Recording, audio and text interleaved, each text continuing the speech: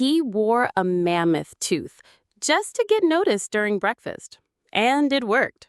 Long before cities, social media, or reality shows, humanity's greatest inventions came from accidents, envy, and a little too much free time. Deep in the cliffs of what we now call somewhere in Europe, a tribe of early humans lived, hunted, grunted, and occasionally discovered fire. By mistake. Among this tribe was a man named Crook. Crook was not particularly strong, nor fast, nor intelligent. In fact, the only thing he was consistently good at was avoiding work.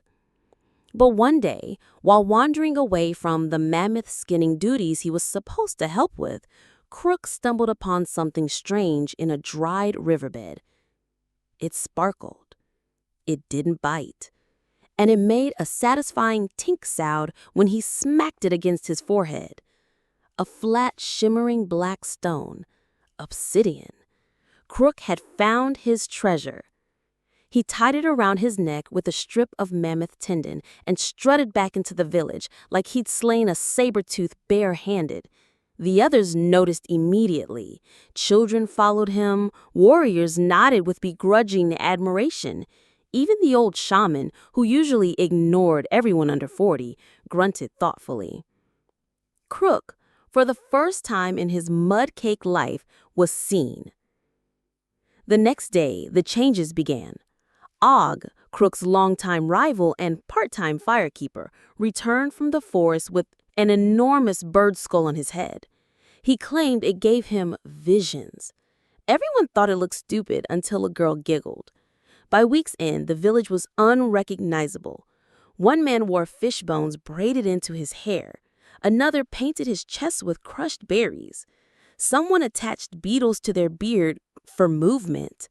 The tribe had stumbled upon the most powerful force evolution had yet to produce: status.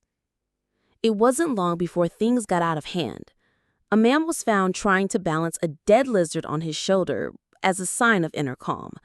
Another wore an entire badger like a scarf.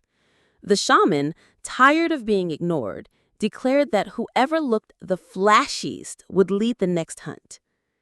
Crook, sensing competition, escalated. He returned from a week-long journey wearing a bear's paw, 2 necklaces made of teeth, and an expression of profound emptiness. "This is not for hunting," he said solemnly. "This is for aesthetic."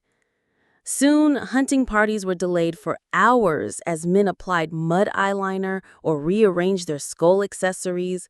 Fights broke out over who had the shiniest beetle shells.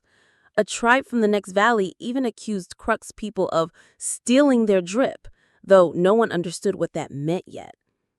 Then tragedy struck. During a particularly intense flex-off, Og tripped over his decorative foot bones and fell into a fire pit. His eagle feather headdress caught instantly. The chaos that followed was pure Stone Age drama. In the end, the shaman stood, smoke curling around him, and declared, "Enough. The spirits demand balance. From now on, only 1 flex per person." Crook, in an uncharacteristic moment of wisdom, agreed.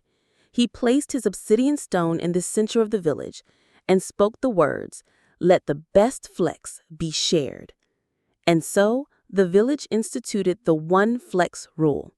The most impressive item would sit in the middle of the village, and everyone could take turns standing next to it, posing, grunting, or telling stories about how they almost died getting it. And thus, the first museum was born. And the first selfie. And possibly the earliest influencer economy, but that's another story.